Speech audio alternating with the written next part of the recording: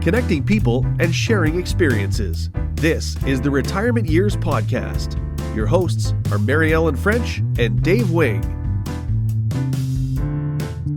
Hi there, I'm Mary Ellen. And I'm Dave, and today we will talk about that eventual and final transition, here on Earth at least, from life to death, and the importance of having a will so that your final wishes can be followed, and those who will be dealing with the distribution of your estate will have a clear path to follow as well, and that will help to avoid some issues along the way. And surprisingly, or maybe not surprisingly, about half of everybody over the age of 18, at least in Canada and Australia and the UK and Asia, don't have a will. Wow. Yeah.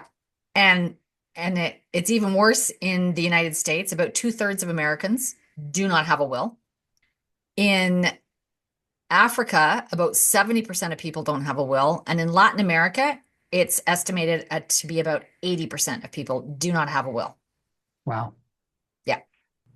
Looking at the reasons people maybe don't have one, they believe that, well, just wealthy people need that. They've got these big estates and there's all kinds of money and they really need to have a will so that can all get figured out. Or, that's so expensive. It's going to involve a lawyer. And as you and I were talking about, you can do that online, as long as I would be very careful that it's a reputable company and up to date for where you live.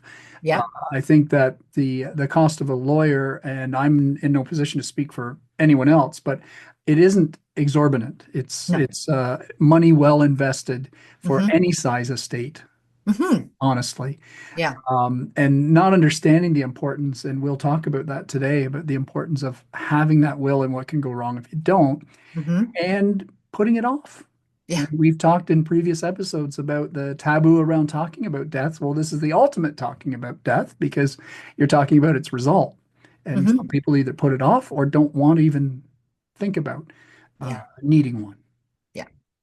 Yeah, I mean, there's lots of benefits, right, to having a will and an executor in place, starting with making sure that your wishes regarding the distribution of your assets and your belongings are followed.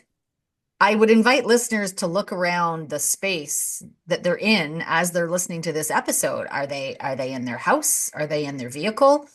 And what are the things that you see around you? And, start to think about, well, where is it gonna go, and who does it go to, and who am I gonna ask to look after all this when I'm gone? Yeah. Right? Like that's one benefit. You want to make sure that all your wishes are written down, and it makes it so much easier for the executor to then be able to say, here it is. This is what dad said, or this is what mom said, or this is what whoever said, that they wanted you to have this and you to have that and you to have this. Which leads to the other benefit, which is preventing potential disputes, right? Right. Yeah, that can get really ugly really fast, I'm sure. And it also, an executor's primary function really is to make sure that all the beneficiaries of the will are looked after. Right. Right. So that's really critical. And, it might be really important to you to have certain people get certain things when you're gone. Like, you might want, say, your wedding ring to go to your oldest child or your oldest grandchild or something. Right. Different families have different traditions. The point is that if you have some strong wishes about the things that you own, the material possessions that you have, you want to get those written down in a will and name an executor who's going to look after making sure that the person you want to have something gets that something. Well, and the complications start right away if someone has passed away without a will. And first of all, there can be one of the first implications can be that if you haven't a will, you haven't assigned an executor. Yeah. And there will have to be a legal process to name an executor, and that takes time. And that time could cost the estate taxes. It could have you miss some deadlines to file certain things, and you're now not entitled to that benefit. Here in Canada, we have a CPP, the Canada Pension Plan, pays out a death benefit. Yeah. And if you don't make the deadline, you don't get it. So a lot of things could become very complicated if you die without a will. And as you mentioned, most importantly, it's to have it a clear path and try to minimize the dispute and squabbling, etc. Mhm. And so therefore, a will is really more for those you're leaving behind, Yeah. clearly. Yeah. Exactly. And to that end, there are online services and resources to not only help you with the will, but to help appoint and train an executor, in advance. Some of them are free, and we came across our very interesting guest today, who will be talking about a resource she provides, which is available here in Canada. And our guest here in episode 2 is Debbie Stanley. She's a senior estate administrator and founder of ETP Canada. And here's what she had to share with us. So thank you so much for joining us today, Debbie. Let's start off by asking you to share your background and how you turned your passion and your experience into founding ETP Canada. Okay, well, the fun story of my background, it's I come from public accounting. So I was spending my time in the estates department and I was working with high net worth families and individuals Mm. and also doing tax returns. And I'm not going to lie, I used to cry every January before tax season. But here we are now. And I was working with families, and we were so focused on the tax returns and not so much on the everyday soft parts of an estate. So, closing down someone's email, dealing with the teacups, talking about the funeral arrangements and the grieving. It was just very much factual. Like, here's your taxes, sign here, and we need a check to the receiver general. Yeah. And it was honestly, just starting to get to me. I really wanted to help these families more. It was hard to turn away a widow who was saying, every time I send an email, it bounces back from my husband, and it's just too hard to have that happen. And I would say, I'm sorry, I can't help you. Please sign here, and we'll get that tax return sent off. And eventually I just started thinking there's got to be more. There's just has to be more ways to help these families because death, unfortunately, is a business in Canada. Yeah. We're treated very much like fill out these forms, make sure you're on the deadlines, don't be late, don't make mistakes. And we forget all about the humanness of death. Yeah. And I wanted to remove that or bring it back in, whichever way you want to look at it. So I took a plunge and I left a very comfortable job for me and my 2 dogs and a pencil and a notepad and thought, okay, we're going to do this. We're going to put in the human approach of estate administration and we're going to help families with compassion, with empathy, with proper guidance, still hitting all the deadlines and all the targets, but in a much more human way. I love that. It's a service, Debbie, that I can say from personal experience. Having parents, and I've mentioned this on the podcast before, they passed away within 5 days of each other. And so, and now I wasn't young. It was in 2007, so I was younger. But it threw everyone into, off balance. And a very poorly written will, professionally written, which boggles my mind, but a poorly written will and an executor named back in the 60s that was no longer as able to do the duties, but was not going to relinquish the chance to be the executor. So, from what I understand from going through your website, they can either use ETP as the professional executor, or you can assist an executor that's been assigned to help them through it because it is quite, depending on the estate, can be any number of surprises. I'm quite intrigued about what are the advantages of having named a professional executor like yourself.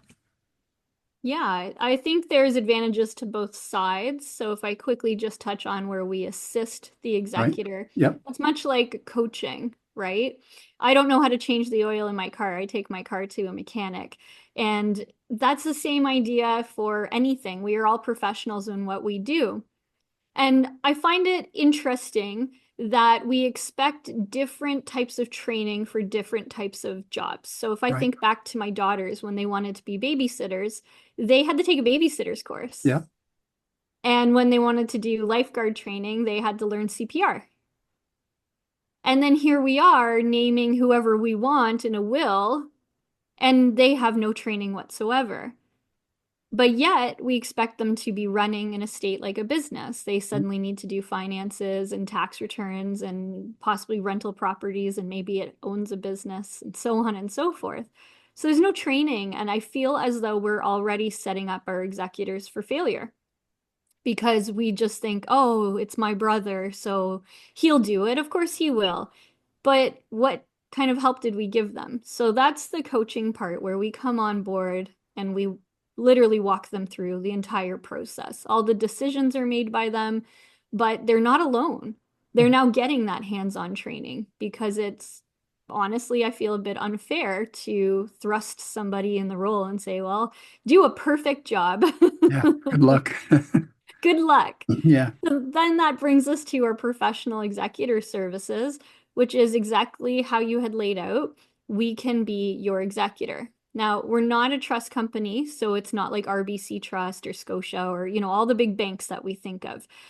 They are special. They're trust companies, so you're naming the company itself.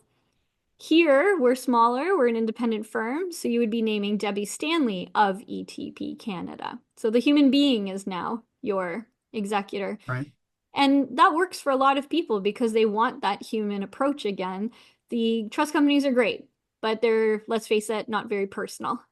And in a way, I'm almost like the daughter for hire or the granddaughter for hire. Right. Right? Yeah. You call up the firm, you're going to get somebody, right? And then you're going to get me, and we're going to chat, and we're going to build a relationship. And this, you won't be able to see it on the podcast, but this building that we're in is from the 1800s, right? It's a cool conversation story. We build a relationship. And now you've named someone as your executor who's professional, who has designations, who has experience, who comes from public accounting, who deals with estates on a daily basis. This is our job. At this point, I have worked on at least 10,000 estates, if not more. Wow. So that just speaks to itself, right? The experience is there. We understand, I don't want to say loopholes with the CRA, but we understand what the wait times are, how to get around a phone call to get to a direct person. We know which forms need to be filled out. We understand the court process. We even have people that we can directly call there. So these are all parts of just having a professional doing the job, just like literally any other job, right? An investment advisor, a doctor. You want the professional who's done it to do the role. Yeah. So Debbie, if someone's been named an executor, what does that look like if they want to phone you up and hire you? Can you be co-executor with them, or what does that look like?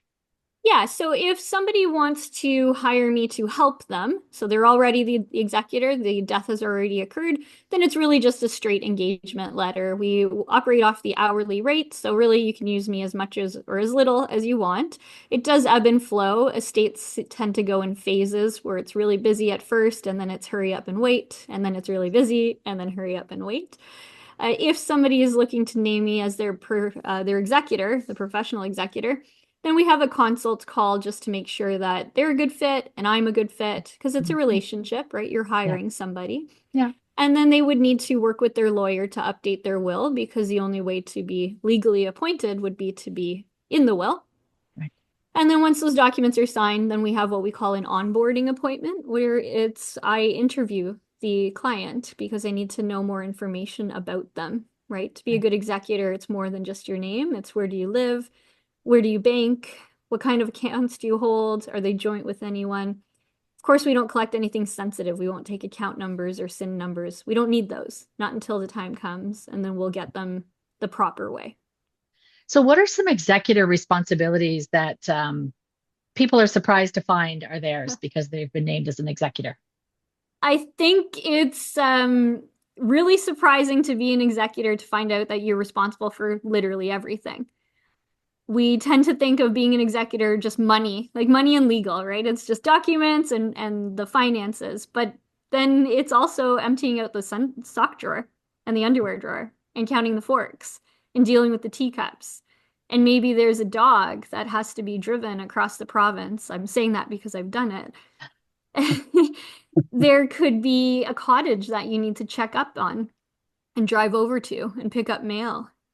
There are so many things. There's 3 of us on this call, and I guarantee all 3 of our estates would be drastically different.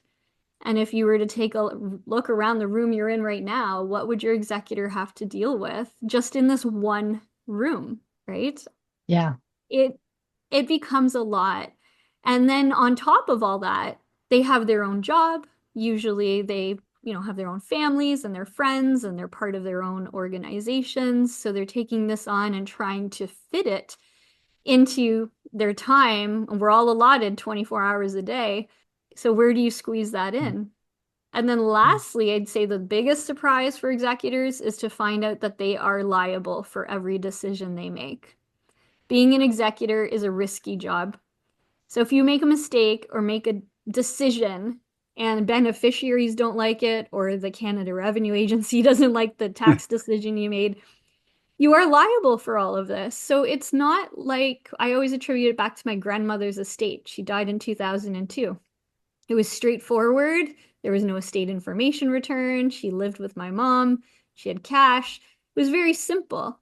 But fast forward to my parents, they have investments and pensions, and suddenly it's more complicated. Mhm. Fast forward it to me. I own a business. I have digital assets. It's getting more complicated. What will my daughter's estates look like? Right. What will their children? It's not becoming easier. It's No. becoming harder. Yeah. Well, and I think anyone who has more than one child, oftentimes a professional executor may be the best choice. Because even if you agreed to, I let Mary Ellen do it, but then later on, it's like, well, I don't like how she's doing it. I wish I'd have done it. Like I think this would be the most neutral and professional way of addressing what's the fairest way to divvy things up, because money does funny things to people. And the thing to remember is that the executor's not deciding any of this. The will has decided, Right. right? The person who has passed away pre-decided this. Yeah. So the executor is really just following through, like IKEA instructions. They're just following the will. Yeah. The problem becomes when we have family members, there's emotions, there's past history, there's a lack of experience. It does get more complicated for sure. I would say that don't choose your children if you think that's going to make them get along better, because it certainly will. Yeah. Not. But it's also getting away a little bit from the misconception of it's an honor to be an executor, like being a matron of honor or a best man, right? It's not. If we put it point blankly, it's a job. And what kind of skill and experience should that person have? And sometimes it's not your children, even though maybe you want it to be, but it's not. Well, I'm glad, Debbie, that you said families are emotional and complicated. Now I realize mine's normal. So if we go back to 2015, and this is the story that caught my eye, that was in the Toronto Star, where you decided that you would create a binder of information to leave behind, and should something happen to you. And I would like you to share what prompted that, and then, and as a general rule, what are some things that ought to be left behind in a resource like that for others to make it easier for them? Well, I can be dramatic because I attribute it back to my heritage. I'm Portuguese, so Europeans, we can be fun and, talk with our hands. I've been holding my hands down so that they're not flying everywhere on this video. And I was just going in for a normal surgery. It was still a surgery, but it was nothing expected to be terrible about it. But I let my mind run away and I thought, what if something happens to me like in the movies? And now my husband is wondering how to pay the mortgage. So it kind of started like that. What were the things that my husband needed to know that were in my head? I'm the person that manages our finances at home, public accounting, finance background. He's the one that handles all our tech at the house, so don't ask me how to turn on the TV.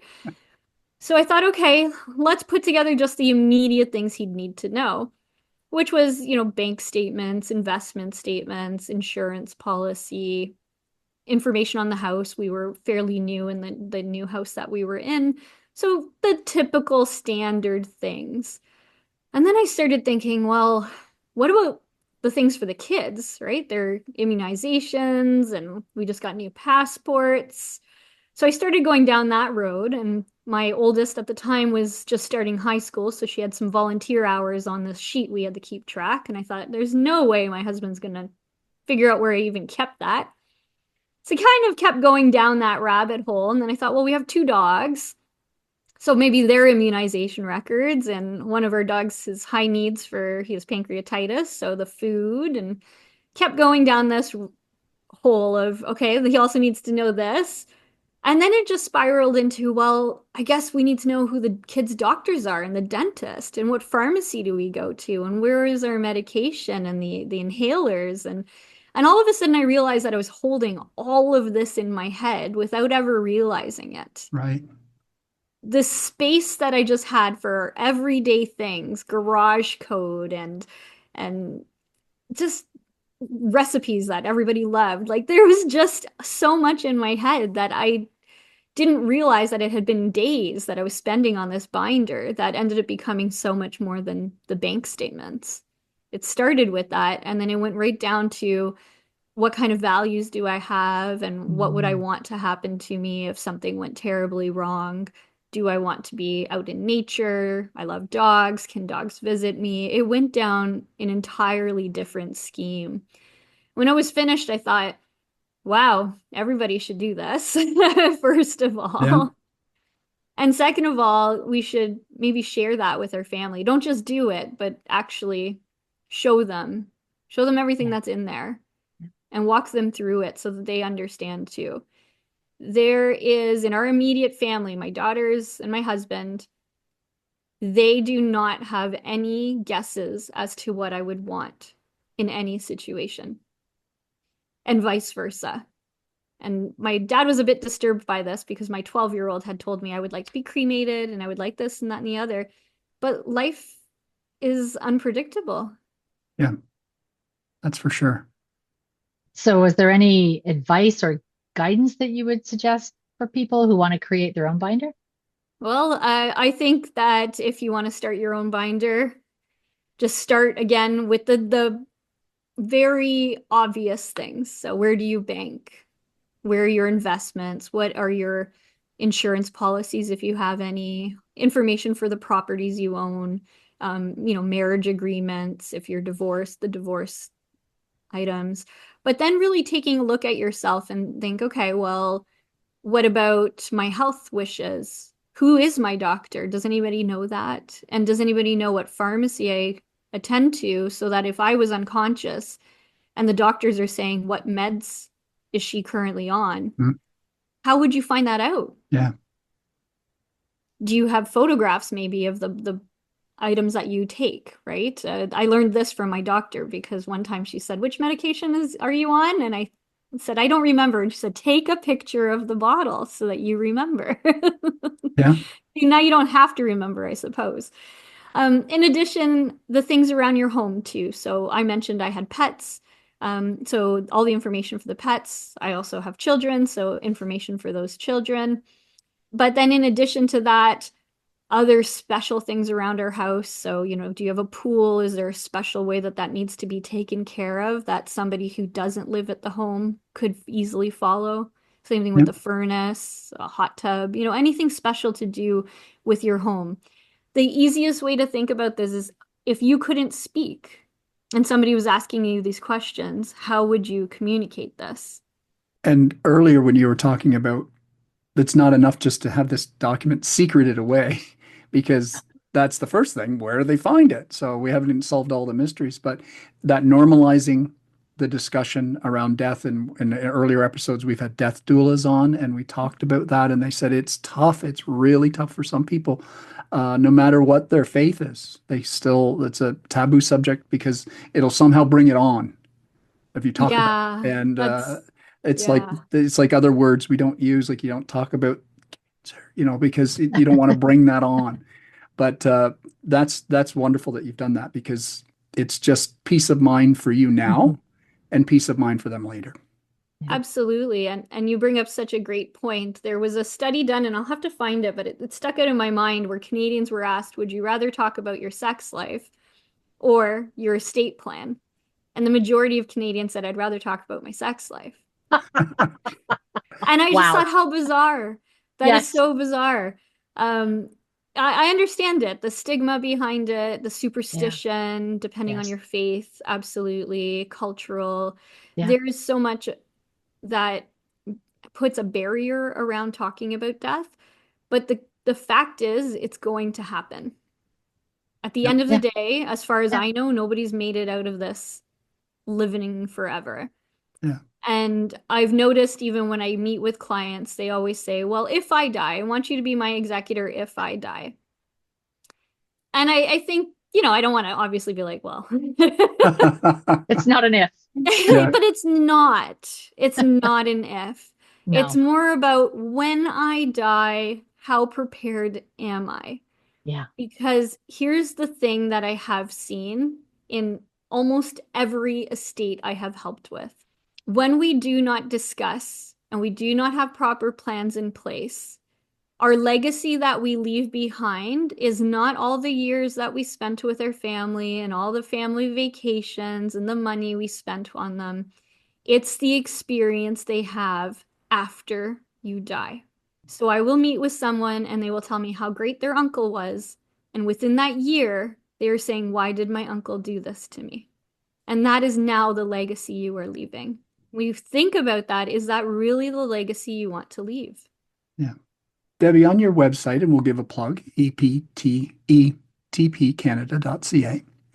There's a ton of information. There's lots there. I was looking through, and there are free estate tools available on your website, and the blogs. I was reading some of those, and the one that caught my eye is the one about regularly reviewing and updating wills and estate plans. And I know people tuck that away. That was my experience with my parents. They tuck it away and it's somewhere. How often, or under what circumstances, because those would be different timelines, should you review those documents? I think you should at least pull them out at a minimum every 5 years, because something probably has happened in your life within those 5 years that warrant at least revisiting. It doesn't mean that you have to update, but at least just revisit and look at it. In addition to that, I think there's different phases of our lives that more things happen quickly, such as when we're getting married and having children. You may be updating your will a little bit more regularly until things sort of smooth out. But any major life changes, so of course, a marriage, children, a divorce, a death in the family of someone that was in the will, grandchildren, somebody moving out of the country, so maybe they were a beneficiary or they were meant to be your executor, and then now suddenly they're halfway around the world and they can't be your executor anymore. So major life changes, for sure. We should be revisiting our will. But I would say at a very minimum, pull it out every 5 years and just say, am I happy with this? Do I like it? Am I okay?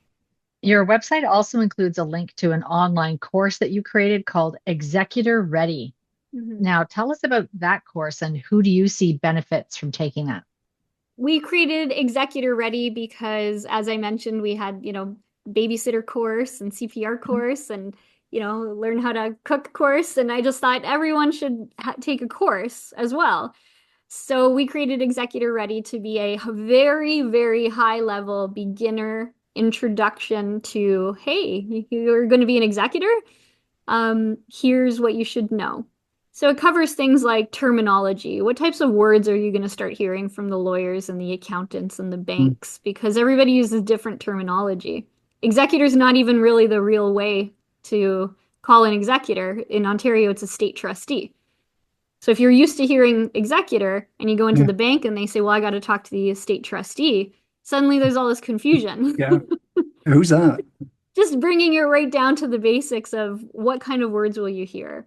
And then we run through, again, very high level, but what's expected of you from start to finish? What are the phases that you will go through? What is probate? How do you value assets? What is an estate information return? What are taxes? How do you distribute the assets? How do you determine executor compensation? What do you do when there's minor children? So it's very high level, but it's giving everybody that beginner introduction so that they're not heading into this with nothing at all. Right. And I think if I recall, you have mentioned as well that an executor and the person for whom they're going to be an executor could actually view something like this together. Yeah, that's exactly what I would recommend is that you watch this together so that it prompts the conversation because we may not think of something that we want to tell our executor until you're Right. watching it. Yeah. Then you tuck it away and then you never say it anyway. So allowing that conversation back and forth. You are naming someone to do one of the most intimate details of your life, but yet we won't share that information or have an open conversation about it. So either one of two things is happening. You have the wrong person because you're not comfortable with sharing this, or you don't fully understand the role. Yeah, that, for sure. And like us, there's going to be people listening to this podcast and say, you know what, I'm kind of intrigued by this idea of a professional executor, or at least assistance from someone who can help my executor. And so I know you're located in Guelph, and someone listening wants to reach out to you. How do they do that? So they can reach out in a few different ways. So if you go to our website, which you mentioned was etpcanada.ca, right on the main page, there's a book a consultation. So if you're interested in having us be your professional executor, you can book a consultation with me directly, and that's my calendar. So that's one way to get in for a quick call. Another way is to email off the website too. It goes right to our info@etpcanada.ca, and that goes to the whole team and it gets dispersed accordingly. Or you can call in. Our phone number is 866-309-0387. And then you follow the prompts. I will admit, if you follow the prompt all the way to me, it usually goes to my voicemail first, just because I am usually working on something. Yeah. So again, Debbie, thank you so much for doing this. Just in speaking with you today, the difference it would be working with yourself or one of your colleagues compared to if you're just, I shouldn't say just working with lawyers, but everybody's got their job, and sometimes you're part of your the whole purpose of your establishment is to bring that personal touch and add some empathy. And that's not always the case as you go through this process. So it's wonderful that your service is there, and we sincerely hope that this is like either, if it's not your place, somewhere near them, that they can find help like this, because I certainly would have so coveted this when I had the need for somebody to step in and help like this. But we can't say thanks enough for coming by. Oh, well, thank you so much for having me on. So one of the things that Debbie shared was that, executors don't maybe realize until the time comes that they're responsible for everything. And I can speak from personal experience that my brother and I are co-executors on our mom's estate. And we're responsible for everything, including, cleaning out the sock drawer. And so we're just so grateful to have two other siblings, plus my brother's wife, who's just the sweetest person in the world. And all three of those people are supporting my brother and I in emptying out the sock drawer and going through photos that hadn't yet found their way into scrapbooks and other things like that you just don't maybe think about as an executor, right? Those are your responsibilities. I also appreciated that Debbie set the record straight. I did not realize that executor is not actually the term that we use here in Canada. It is an estate trustee. And for loyal listeners who've been listening to the last 3 episodes, you'll know that I do love getting exact with language. You do? I do. I will give you that. Even though, like, you could go to the trouble of having a will, And however you've come about it, whether you saw a lawyer or you used an online document or you took a crack at writing it yourself, Yeah. um, a poorly written will and completely unintentional can cause a lot of troubles because, Yeah. as they say, money changes people. Yeah. It really does sometimes, and for different reasons.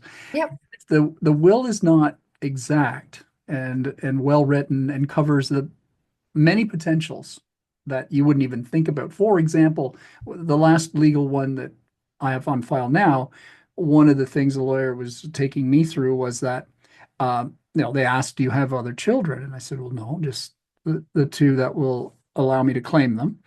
And but someone could, in theory, come forward and say that they had a child with me. You'd be pretty clear if you had one. Yes. But someone could say, and so you've got to have that addressed in the will that these are the heirs, these two Right. children. I wouldn't think of that. So a well-written will, and in my own personal experience with my parents, one, it was a well-intentioned will, but probably written by a lawyer who didn't do estate law, Right. and it wasn't specific enough, and Yeah. therefore there was a loophole and a family and a little bit of an internal battle over it, and that wasn't nice to go through. So Yeah. that can be, if you're going to do it, make sure you get a well-written professional will would be my advice.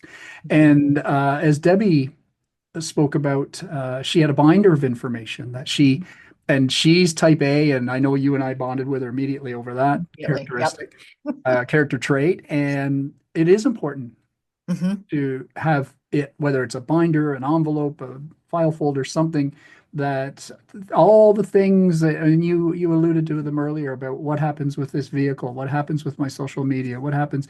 The list is, and don't see it as a gigantic list, just work away at it. Even a start is something, and then you'll be motivated to just keep a stockpile of information of what's to happen when you go. And I think your family will love you even more for that.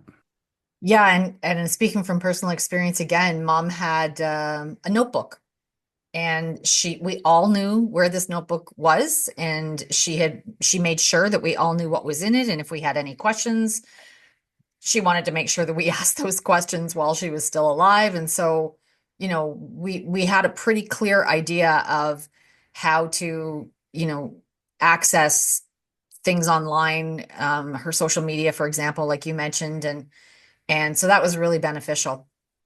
And Debbie suggested, in the interview, and this is really good advice, that the binder or whatever you create, death binder or file folders or whatever, is good for about 5 years. And you want to revisit it, right? Revisit it every 5 years and just update things, right? Maybe the dentist has changed, or maybe you no longer have that particular pet, or whatever. Life changes pretty quickly sometimes. So Yeah, even your personal situation, you could be since then divorced, or who knows what, or maybe you have a sibling that you wanted something to go to and that sibling has passed. There's any number of, as we like to say, life happens. You might want to go in there and revisit and say, wow, that's out of date, because that might be worse than no information if it's out of date or inaccurate. Exactly. Yeah. So listeners, we hope that you found today's episode informative. I can tell you that Dave and I learned a lot in speaking with Debbie. So thank you for listening to this week's episode of the Retirement Years podcast. And thank you for sharing your love of our podcast with us by sending us messages. We really appreciate those. And thanks for sharing your love of our podcast with others. We really appreciate that too. So we hope you'll take the time to follow us on Facebook and Instagram, and maybe you'll consider subscribing to our YouTube channel. Little glimpse into the next episode. Next time, we are going to speak with the executive director of a local food bank about the growing number of older adults accessing food banks and the opportunity for older adults to find purpose in their lives through volunteering at their local food bank, because they are always very eager to get new volunteers, and that would be a very fulfilling role if you've got the time and the ability to do that. So until then, I'm Dave. And I'm Mary Ellen. Stay well. You've been listening to the Retirement Years podcast, social media marketing and management provided by Madison Sloan at MSS Mad Media. Original music by Theodora Draper. Web design by Gavin Hinton.